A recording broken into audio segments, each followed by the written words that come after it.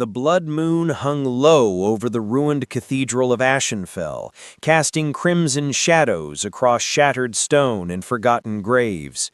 The air tasted of iron and regret, thick with fog that moved like the breath of dying gods. In the distance, the howl of something ancient echoed through skeletal trees. But here, in this forsaken place where vows were once spoken and broken, there was only silence. And then the sound of metal scraping stone. She emerged from the darkness like a phantom summoned by memory itself. Her silhouette cut through the falling ash, each particle catching the moonlight like dying stars.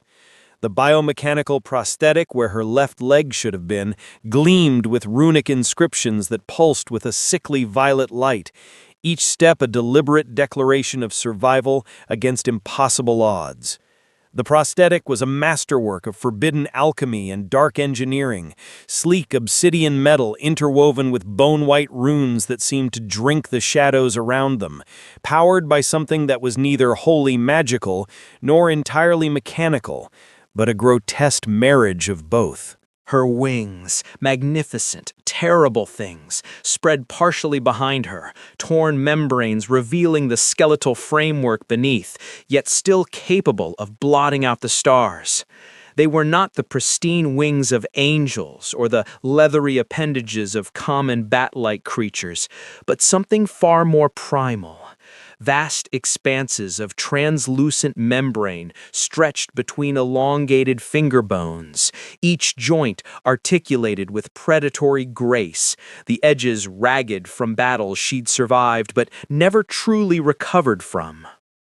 Selene Bloodmorrow had many names across many centuries: the Crimson Widow, the Broken Valkyrie, the Last Bride of the Fallen House, but tonight she wore none of these titles.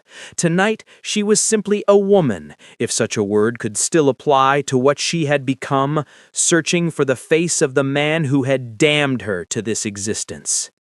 Her pale skin, ghostly in the moonlight, bore the faint tracery of veins like cracks in porcelain, a side effect of the incomplete transformation that had left her suspended between mortality and true vampiric immortality.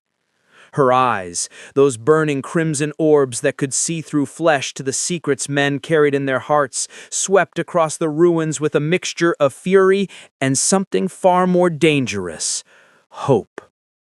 The Gothic armor she wore had once been magnificent, forged by the master smiths of the Nocturne dynasty before their fall. Now it hung torn and weathered on her frame, the breastplate cracked down the center from a wound that should have killed her, the pauldrons bent from impacts that would have shattered lesser beings. Yet she wore it still, not as protection, but as a shroud, a reminder of what she had been before the night everything changed. Her long white hair, tangled and wild, moved in a wind that existed only for her, responding to the tumult of emotions she could barely contain. Strands fell across her face, partially obscuring features that were both beautiful and terrible. High cheekbones that could have graced the face of a noblewoman, lips that had forgotten how to smile but remembered all too well how to curse. And those fangs, just visible when she breathed, slightly longer than they should be, catching the light like promises of violence. She was searching for him, and she had found him. Marcus Thorne stood 50 paces away, his back to a crumbling pillar, his hand instinctively moving toward the silver dagger at his belt before freezing. He was older now.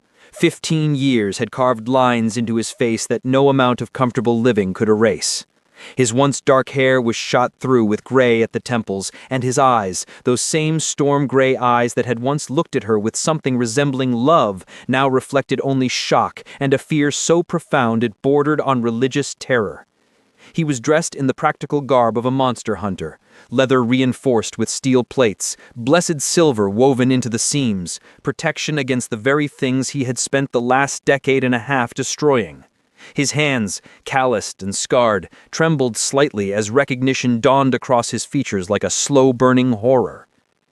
"Selene," He breathed, the name escaping his lips like a prayer to a god he no longer believed in. "You remember." Her voice cut through the space between them, not loud, but carrying the weight of every year, every night, every moment she had spent becoming this thing that stood before him. It was a voice that had screamed itself hoarse in agony, that had whispered promises in the dark, that had begged for death and been denied even that mercy. "You remember." "I wasn't certain you would. 15 years is a long time for humans. Your memories are so fragile, so conveniently selective." She took a step forward, the biomechanical leg hissing softly as hydraulics and dark magic worked in concert to support her weight.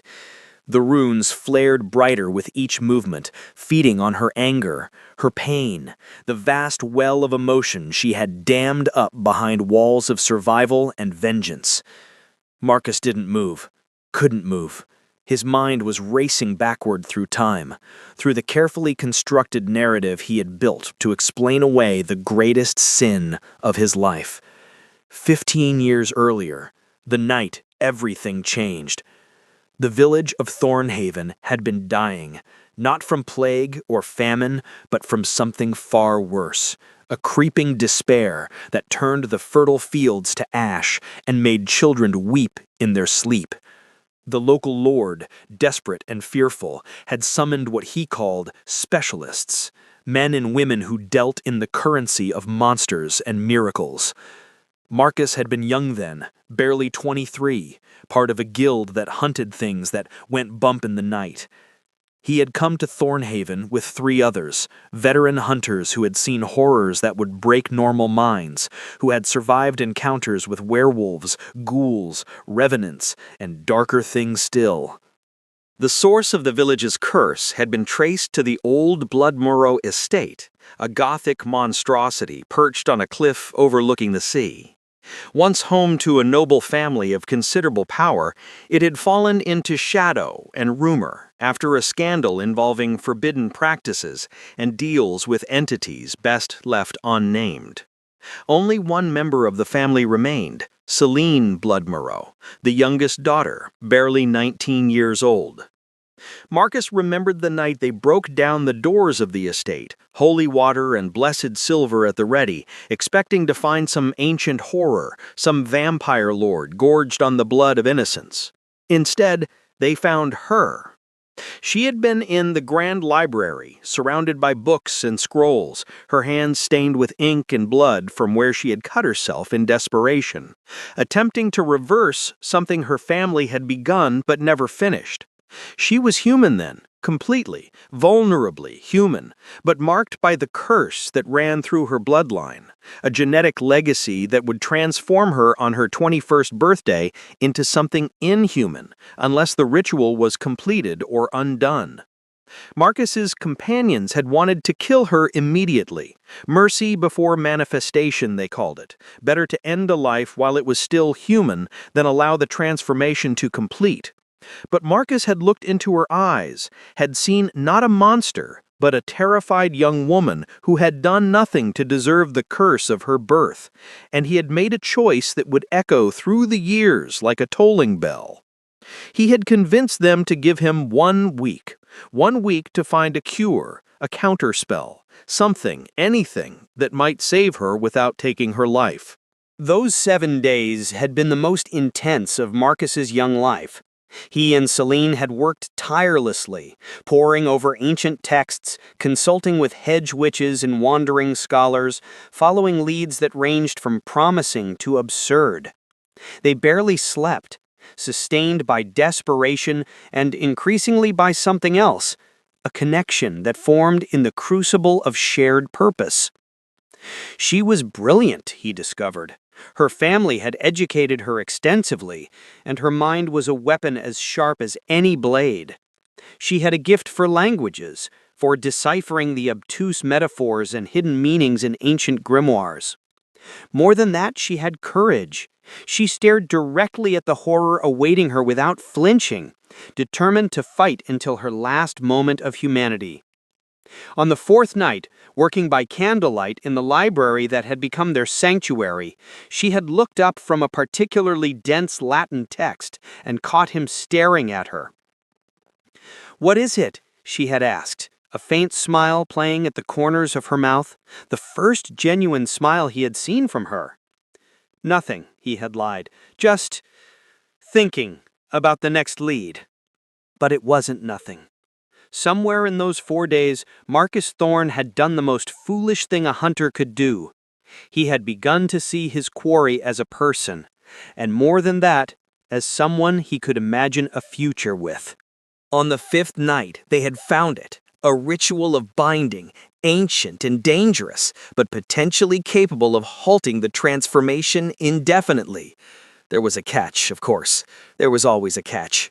The ritual required the willing participation of someone outside the bloodline, someone who would share the burden of the curse, anchor Celine to her humanity through a bond that was described in the archaic text as the joining of essences, the mingling of fates, the eternal covenant between souls. "It's a mating bond," Celine had said quietly, her finger tracing the illuminated script. "A permanent magical connection between two individuals. It's intimate, more than marriage, more than any vow. It would tie your life force to mine, use your humanity as an anchor to prevent my transformation."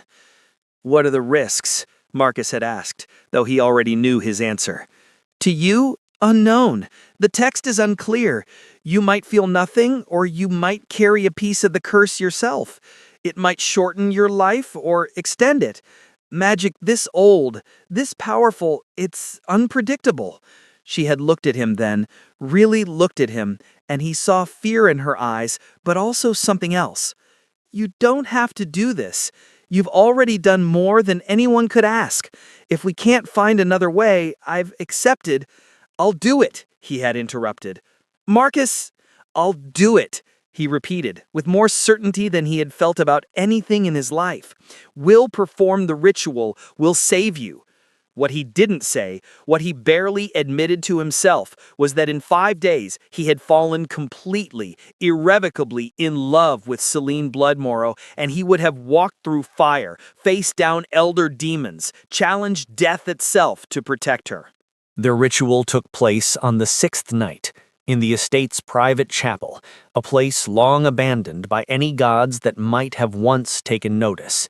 They had prepared meticulously, gathering the required components: moonflower petals that only bloomed in graveyards, the preserved heart of a dove that had died of natural causes, 13 black candles blessed by 13 different faiths, and blood, both hers and his, mixed in a chalice of purest silver. The words of the ritual were in a language older than Latin, older than Greek, possibly older than any human tongue. Celine spoke them haltingly at first, then with growing confidence, her voice taking on harmonics that seemed to resonate with the stones of the building itself. Marcus felt it the moment the bond took hold, a sensation like lightning running through his veins, like his heart suddenly beating in sync with another. The air between them became visible, shimmering with threads of light that only they could see, weaving back and forth, creating a lattice of connection that was both beautiful and terrifying. When the ritual reached its crescendo, when the power peaked and demanded its price, they had come together not just physically but spiritually, their essences intertwining in ways that transcended flesh. It was communion and consummation, prayer and promise, an act that left them both fundamentally changed. For one perfect moment, Marcus had felt Celine's soul as clearly as his own, her fears, her hopes, her strength, and beneath it all, a warmth that he recognized as an emotion that mirrored what he felt for her. The ritual had worked. The transformation halted, held at bay by the power of their bond. Celine remained human, anchored to mortality by the connection they had forged. For 3 days, it had been perfect. Then Marcus's companions had discovered what he had done. They had confronted him in the courtyard of the estate, 3 hardened hunters with faces like judgment carved in stone. Jakob, the leader, had been particularly furious. "Do you understand what you've done, boy?" Jakob had snarled, his hand on the pommel of his blessed sword. "You've bound yourself to a creature of darkness. The ritual might have delayed her transformation, but you've only postponed the inevitable. The curse doesn't disappear, it waits. And when it comes, and it will come, she'll drag you down with her." "You don't know that," Marcus had argued, though doubt was already a worm in his mind. The text said, "The texts were written by vampires and their thralls." This from Mira, the group's scholar, her eyes sad but unyielding. "Every word designed to ensnare fools like you. The bond won't save her, Marcus. It will damn you both." "We can manage it. We'll find a way to make it permanent. I'll stay with her. You'll what? Spend your life shackled to a monster? Watch as the curse slowly consumes her despite your bond? And what happens when she finally turns, when the hunger takes her and she needs blood to survive? Will you volunteer to be her first victim? Or will you watch as she slaughters innocents to sustain her unnatural life?" The arguments had continued for hours, wearing down his resolve like water on stone. They had presented evidence, accounts of similar rituals that had failed, stories of hunters who had tried to save individuals cursed with vampirism, only to become victims themselves, or worse, accomplices to their atrocities. And slowly, insidiously, fear had begun to replace love in Marcus's heart. What if they were right? What if he had condemned Celine to a slower, more agonizing fate? What if the bond itself was a trap, a mechanism by which the curse would spread to him and through him to others? On the 8th day, while Celine slept, he had made his decision. He had left. No goodbye, no explanation. He simply gathered his things in the gray light before dawn and walked away from the Bloodmarrow estate, from his companions who nodded in grim approval, from the bond he had forged, and from the woman he loved. He told himself it was mercy. He told himself he was protecting her and the world from the disaster that was surely coming. He told himself many things in the years that followed, building a fortress of justifications around the truth he couldn't bear to face. He had been a coward. "You left me," Celine said now, her voice cutting through the memory like a blade. She took another step forward, and Marcus could see the tears tracking down her cheeks, mixing with the falling ash. "I woke up, and you were gone. The bond was there, screaming in my chest that you were getting farther away, but you were gone. And I waited. Gods, Marcus, I waited. Days, weeks, months. I kept thinking you would come back, that there was some explanation, that the man who had held me, who had sworn with his blood and soul to stand with me, wouldn't simply abandon me like I was nothing." "Celine, Marcus started, but she raised a hand, and the gesture, so simple, carried such weight that he fell silent. "But you never came back," she continued, her voice dropping to barely above a whisper, which somehow made it more devastating than any shout. "And the bond that was supposed to save me, it became my torture. I could feel you, Marcus, always, every day. The connection you created with that ritual, it didn't disappear just because you ran away. I felt you living your life, felt you laughing, loving, fighting, surviving. While I was trapped in that estate, feeling my humanity slip away piece by piece." She gestured to herself with a sweep of her hand that encompassed her pale skin, her crimson eyes, her fangs, her wings. "The bond held for 2 years. 2 years of agony as the curse pressed against it, probing for weaknesses, finding them in every moment of loneliness. Every night I spent alone wondering why I wasn't enough to make you stay. And when the bond finally broke, and oh, Marcus, when it broke, it was like dying and being reborn in the same instant. The transformation took me all at once." Marcus watched as she relived the memory, saw the phantom pain cross her face.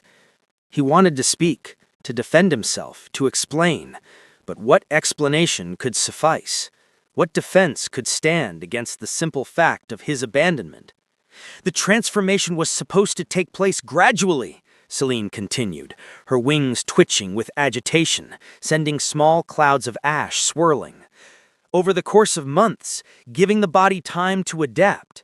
But because of the bond, because of the artificial delay, when it finally happened, it was instantaneous and catastrophic. My body tried to change everything at once. Do you know what that's like? Having your bones reshape, your organs reconstruct themselves, your very blood rewrite its nature, all in the span of a single night? She lifted her arms, and Marcus saw the fine scars that covered them like a roadmap of suffering.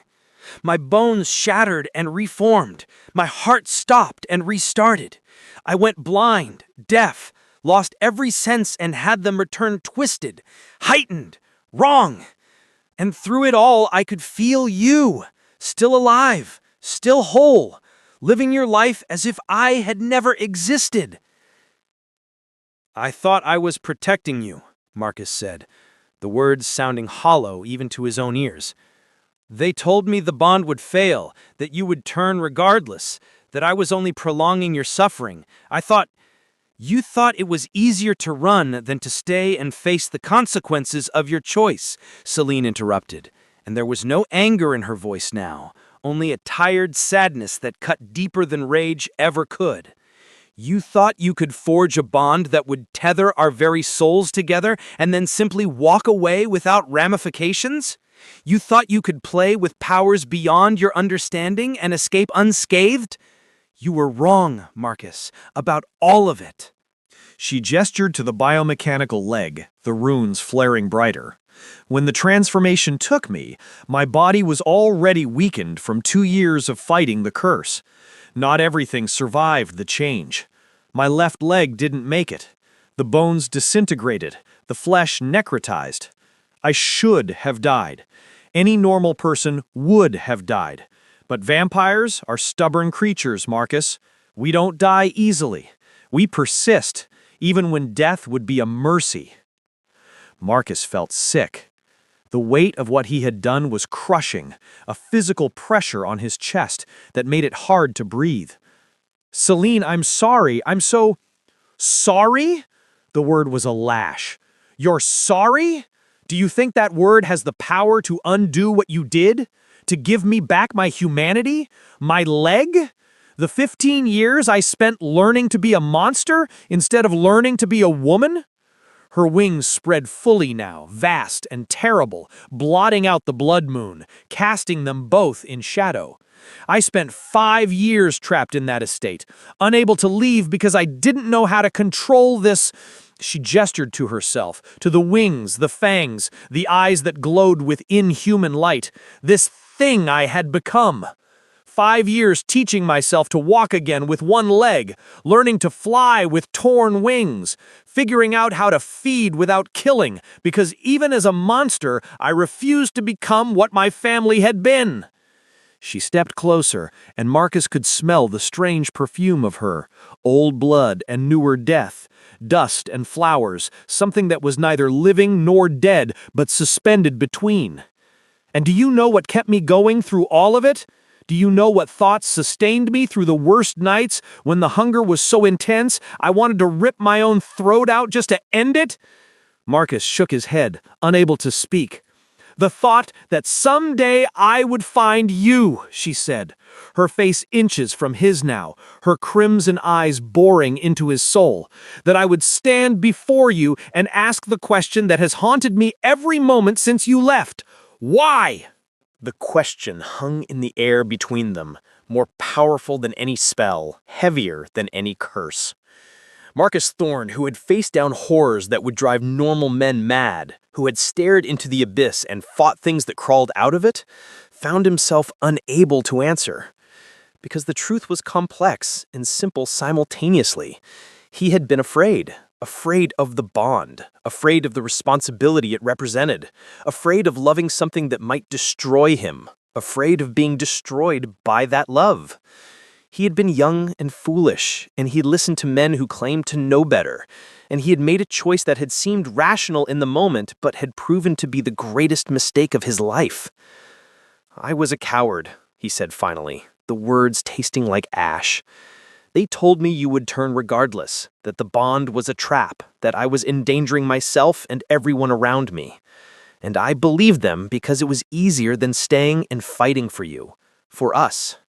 I convinced myself I was being noble, making a sacrifice, protecting the greater good. But the truth is, I was scared. Scared of what we had created. Scared of the bond.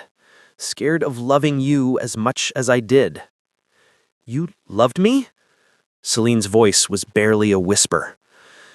With everything I had, Marcus admitted, and the confession felt like bleeding out a poison he'd carried for 15 years. You were brilliant and brave and kind, and in those 7 days you became my entire world. And that terrified me.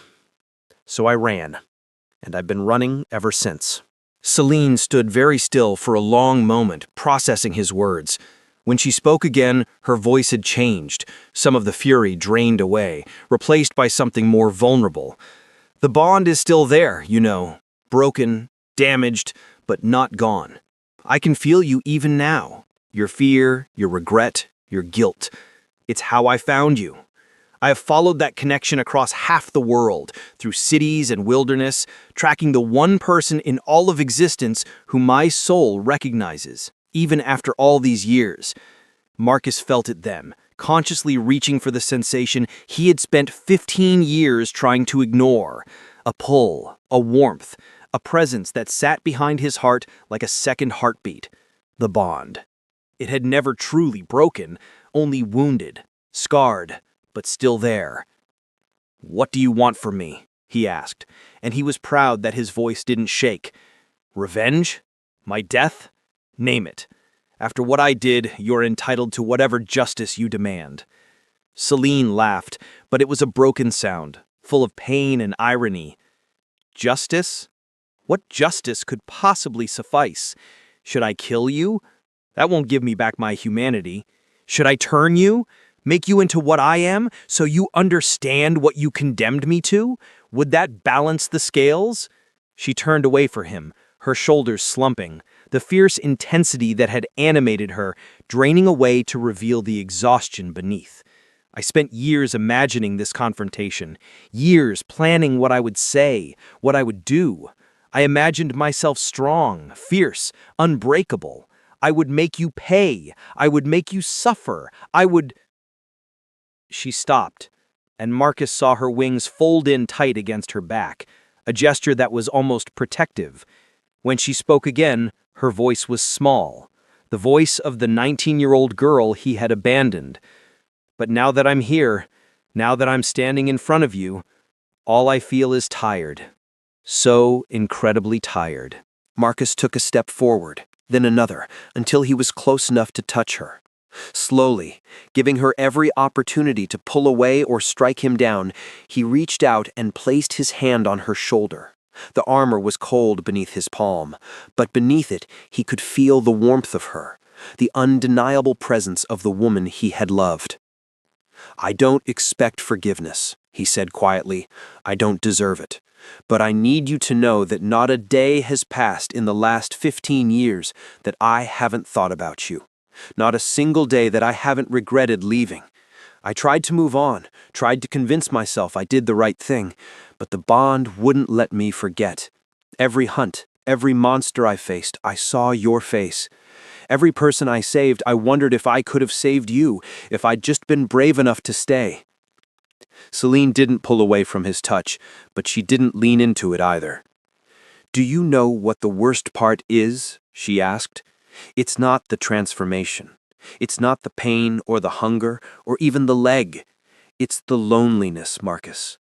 Vampires live for centuries. Did you know that? Barring violence, I could exist for 500 years, 1,000. And I will spend all that time alone because the only person I ever bonded with, the only person my soul has ever recognized as its other half, walked away and never looked back. I'm looking back now," Marcus said, and he was surprised to feel tears on his own cheeks. "I'm looking at you, Celine. I see you. I see what I did, and if you'll let me, I want to try to make it right. I know I can't undo the past. I can't give you back what you lost. But I'm here now. I'm not running anymore." She turned to face him, and the look in her crimson eyes was so complex, so layered with emotion, that he couldn't begin to parse it all. Hope and fear, anger and longing, pain and something that might have been the ghost of love warring within her. "What does that mean?" she asked. "What does making it right look like? You have a life, Marcus. I've watched you from the shadows. You have friends, a reputation, a purpose. What could you possibly offer me that would change anything?" "Everything," he said simply. "I offer you everything I am and everything I have. My time, my life, my loyalty, whatever you need. If you want revenge, take it. If you want me to walk away and never darken your existence again, I will. If you want me to stay, to try to repair what I broke, I'll spend the rest of my days attempting to earn back even a fraction of your trust." Celine stared at him for a long moment, and Marcus could see her wrestling with herself, the part of her that wanted to believe, warring with the part that had been hurt too deeply to trust. Finally she spoke, and her words were careful, measured. "The bond can be repaired," she said. "I've spent years researching, studying the magic that created it. It's damaged, but not beyond restoration. If we both willed it, if we performed the ritual again, properly this time, it could be made whole. The texts suggest that a restored bond might even help balance what I've become, your humanity anchoring my darkness, creating an equilibrium that would make existence bearable."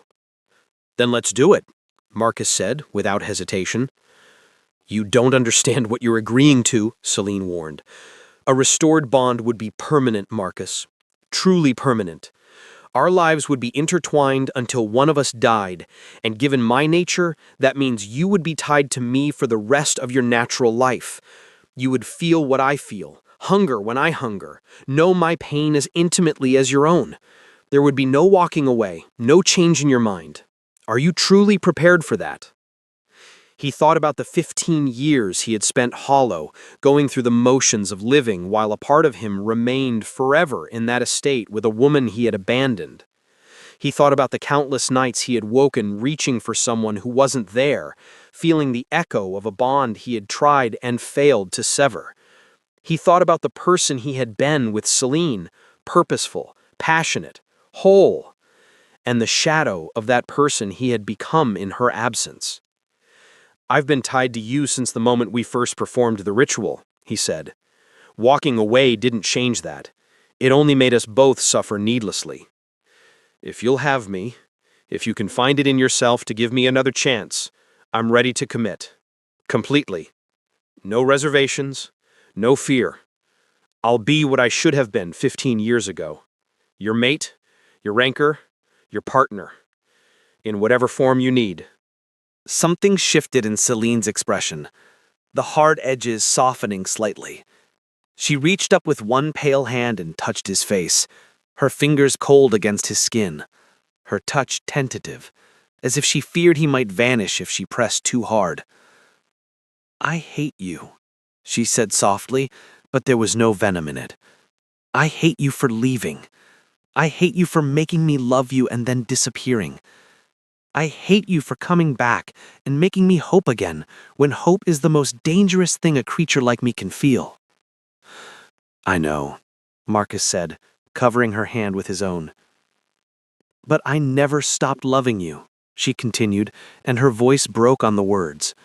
"Despite everything, despite the pain and the anger and the years of loneliness, the bond might have cracked, but what I felt for you didn't.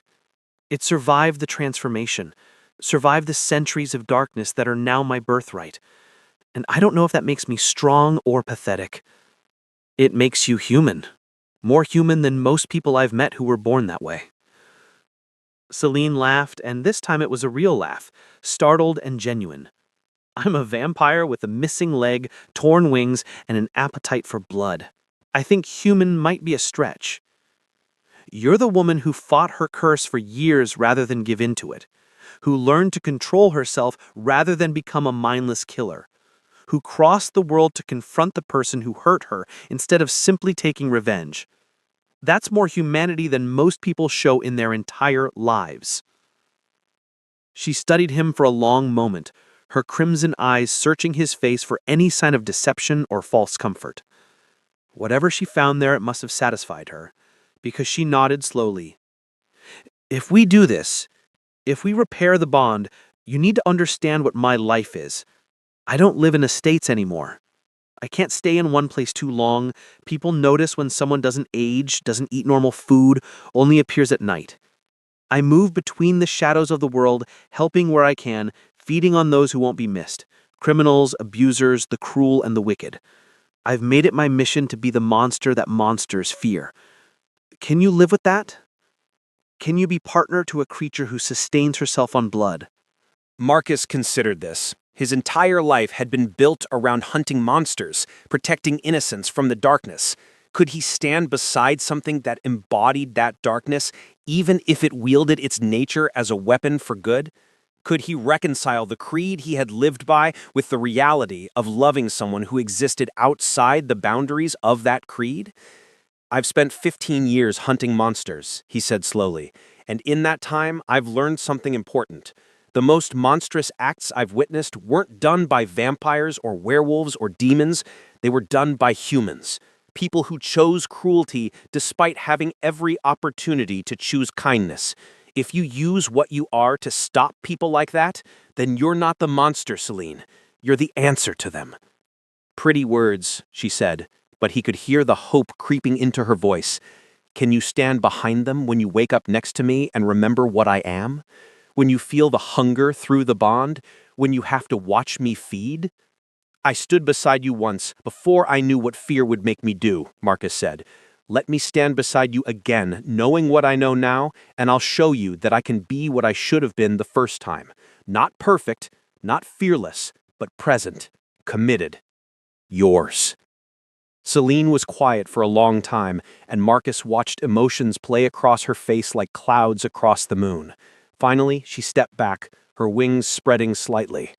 "The ritual requires preparation," she said, and there was a new energy in her voice, something that sounded almost like excitement. "We'll need to gather components, find a suitable location, wait for the proper lunar phase. It could take weeks." "Then we have weeks. Where do we start?" And so began the strangest partnership Marcus Thorne had ever known. They left the ruined Cathedral of Ashenfell together, Celine leading them through paths only she could see, her vampiric senses guiding them through the night. Marcus followed, and with each step he felt the broken bond between them flickering, trying to remember what it had been. They traveled to the city of Ravenholm first, a place of gray stone and darker reputation, where practitioners of the old arts gathered to trade knowledge and components. Celine knew the city well. She had contacts in its shadow markets, favors owed, and debts to collect. Marcus watched her move through this world with a grace that spoke of years of practice. She had adapted to her condition in ways he couldn't have imagined, turning her curse into a tool, her isolation into strength. The biomechanical leg, which he had initially seen as a disability, proved to be an advantage. The runic enhancements gave her speed and power beyond even her vampiric nature, and she had learned to use it in combat with devastating efficiency. They were attacked twice in the first week, once by a group of hunters who recognized what Celine was, and once by a vampire who saw her as a territorial threat. Both times, Marcus witnessed the full extent of what she had become. She was a whirlwind of motion, her torn wings providing bursts of lift and balance, her prosthetic leg delivering kicks that shattered bone, her fangs and claws weapons she wielded with surgical precision. But what struck him most was her restraint. She could have killed every attacker easily, but she didn't. The hunters she incapacitated and let flee. The vampires she fought to submission, then spoke to in their language, negotiating safe passage rather than escalating to lethal force. "You're trying to be better than what you are," Marcus observed one night as they camped in an abandoned church. "I'm trying to be what I would have been if you had stayed." The woman I was becoming before everything went wrong. She wouldn't have been a killer. She would have found a way to be strong without being cruel. I owe it to her, to who I was, to try to honor that. As the weeks passed and they gathered the components for the ritual, something else began to grow between them. It wasn't the passionate intensity of their first meeting, that desperate connection forged in crisis. This was something quieter, deeper, a partnership built on honesty and shared purpose. They talked, endlessly. Marcus told her about the 15 years she had missed, about the hunts he had led, the people he had saved, but also about the emptiness he had felt, the relationships that had never worked because he was already bound to someone else in ways he couldn't explain. She told him about her transformation, about the long years of learning to be a vampire, about the small kindnesses she had witnessed that kept her from losing hope in the world entirely. She told him about the night she had saved a child from a burning building, using her speed and strength to reach places no human could, and how the child's grateful tears had reminded her that even monsters could choose to be heroes. He told her about the time he had spared a young werewolf who had been recently turned, against his guild's orders, because he saw in the creature's eyes the same desperate plea for a chance that he had once given Celine. They discovered that they had both been trying to atone for the same sin, the breaking of their bond, in different ways. She by being the protector she wished someone had been for her. He by saving others in the hope that enough good deeds might balance the scale of his greatest failure. "We've been carrying the same guilt," Marcus said one evening as they watched the sunset from a cliff top, "punishing ourselves for one mistake." "Your mistake," Celine corrected, but there was no heat in it. "Our mistake," Marcus insisted. "You're right that I'm the one who left, but you've spent 15 years believing that you didn't deserve to be fought for, that somehow my leaving was proof of your unworthiness. That's the lie I need you to stop believing. You were worth staying for. You are worth staying for. My failure to see that doesn't change your value." Celine turned to look at him, and in the dying light, her crimson eyes seemed almost human. "When did you become wise?" "Around the same time I became too old to afford being a fool," Marcus replied with a slight smile. The night of the ritual came exactly 6 weeks after their reunion, under a new moon in a forest glade that Celine had discovered years ago.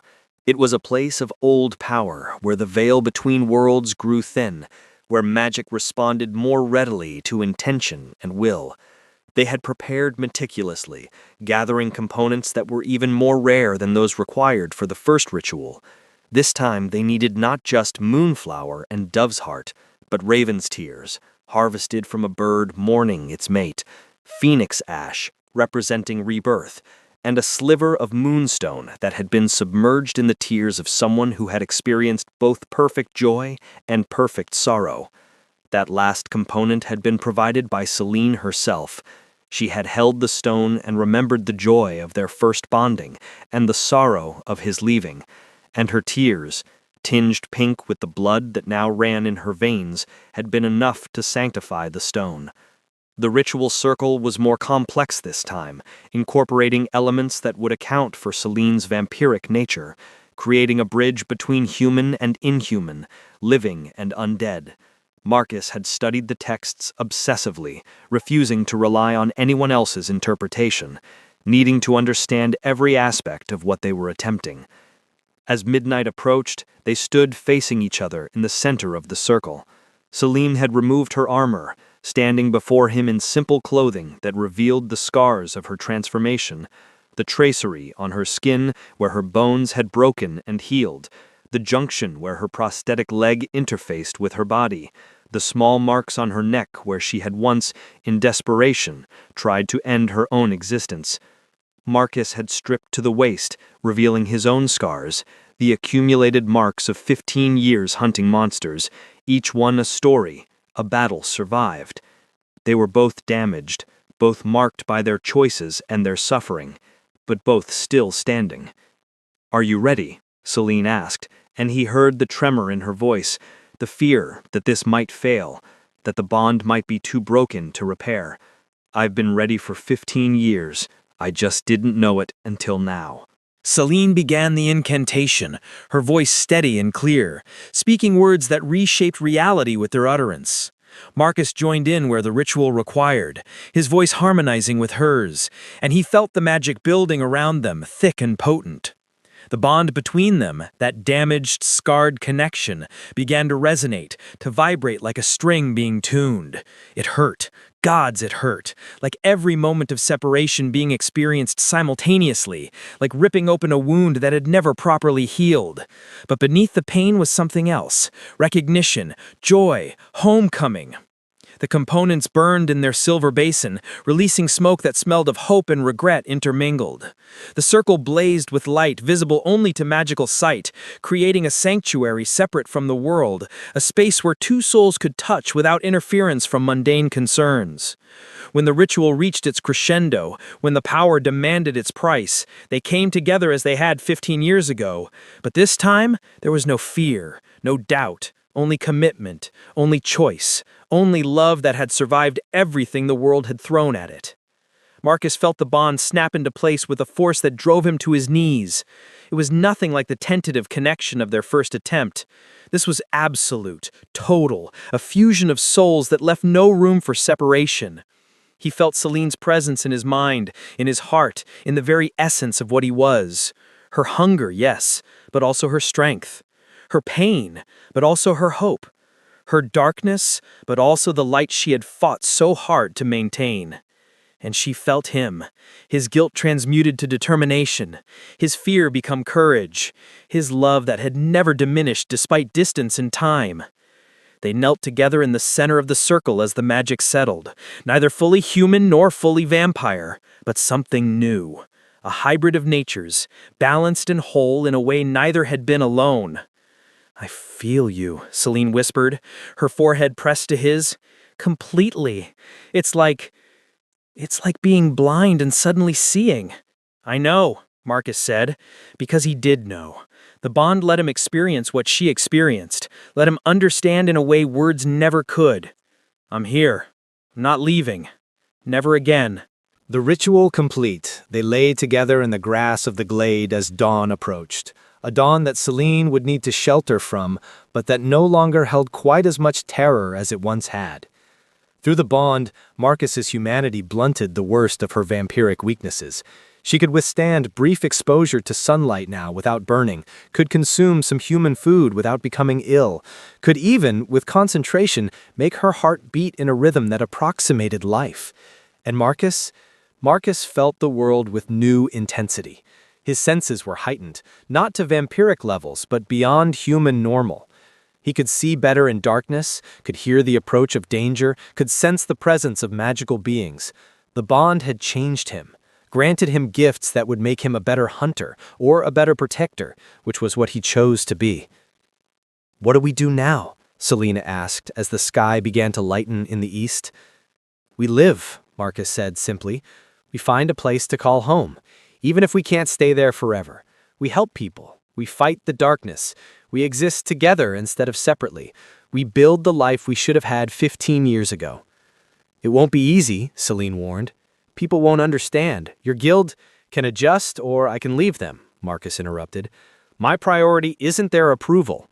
It's you, us, the bond we've forged and the life we're going to build from it." Celine smiled, and it was the first genuine, unguarded smile he had seen from her since their reunion. "You know, I came to find you thinking I wanted answers, thinking I wanted revenge or closure or some kind of ending. But this," she gestured to the bond, to them, to the dawn they were facing together. "This is better than any ending I imagined. This is a beginning." "Then let's begin," Marcus said, helping her to her feet as the first rays of sunlight touched the edge of the sky. "Together, the way we always should have." They left the glade as the sun rose, Celine with her hood drawn against the light, Marcus walking beside her with his hand in hers. The biomechanical leg, its runes now pulsing in sync with the rhythm of their shared bond, carried her forward with steady purpose. Her wings, torn but functional, folded against her back like a promise of flight. They would face challenges, certainly. The world was not kind to things it didn't understand, and a human bonded to a vampire would be seen as betrayal by some, abomination by others. But they had already survived the worst thing that could happen to them: separation, loss, the breaking of a bond that should have been eternal. Everything else they could face together. Marcus Thorne, the hunter who had spent 15 years running from his greatest mistake, had finally stopped running. Celine Bloodmorrow, the vampire who had spent those same years learning to be more than her curse, had found the one person who could see her not as a monster, but as a woman worthy of love and commitment. The bond between them hummed with contentment, with purpose, with the promise of years to come. Not an easy life, but a shared one. Not without pain, but with the strength to endure it. Not perfect, but genuine. As they walked into the sunrise, which no longer held the same terror it once had, they carried with them the understanding that love, real love, wasn't about perfect circumstances or easy choices. It was about standing beside someone when staying was difficult, about choosing them again and again, about forging connections strong enough to survive even death itself. Celine had asked Marcus if he remembered her, if he remembered the disabled vampire girl he had mated with and abandoned. He remembered. And this time, he would make sure that memory became a foundation for something beautiful rather than a monument to regret. Together, they walked toward a future neither could have imagined, but both had earned through suffering, through growth, through the simple act of refusing to let their bond or their love die despite every reason it should have. The blood moon had set, the sun was rising, and for the first time in 15 years, both of them felt like they were finally, truly alive. The house stood on the edge of a small village in the Windermere Valley, far enough from major cities to avoid scrutiny, but close enough to civilization to be useful. It was modest by the standards of the old Bloodmorrow estate, 2 stories, stone construction, with a reinforced basement for Celine's use during the day, and a workshop where Marcus continued his craft, now focused on creating weapons and wards to protect those who couldn't protect themselves. The villagers knew them as the strange couple from the edge of town, the pale woman who only appeared at night, always kind but somehow unsettling, and the gray-haired man who had once been a hunter of some renown, but who now spent his time helping rather than killing. They were the people you went to when your child was sick with something doctors couldn't cure, when strange sounds came from the forest at night, when you needed help that existed outside the normal channels of authority.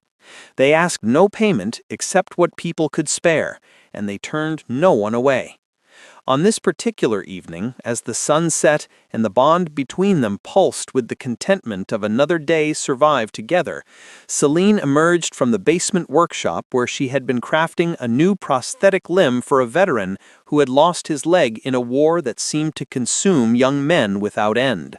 Marcus was in the kitchen, preparing a meal, meat for himself, blood wine for her, a vampire concoction that satisfied her hunger without requiring fresh victims, and fresh bread that she could now, through the bond's magic, actually taste and enjoy in small quantities. "The prosthetic is finished," she announced, setting the limb on the table with pride. It was beautiful work, incorporating the techniques she had learned, creating her own leg, but refined, improved, made suitable for a human who didn't have magic to power it. "Jacob can pick it up tomorrow." "He'll be grateful," Marcus said, stirring the pot on the stove. "That war injury has kept him from his farm for 2 years. Then it's 2 years too long," Celine said, moving to stand beside him, resting her head on his shoulder in a gesture that had become comfortable, familiar. "Everyone deserves a chance to return to the life they want." "Speaking from experience?" Marcus asked with a slight smile. "Always," she replied. Through the window they could see the first stars emerging in the twilight sky, and in the distance the mountains stood like ancient sentinels.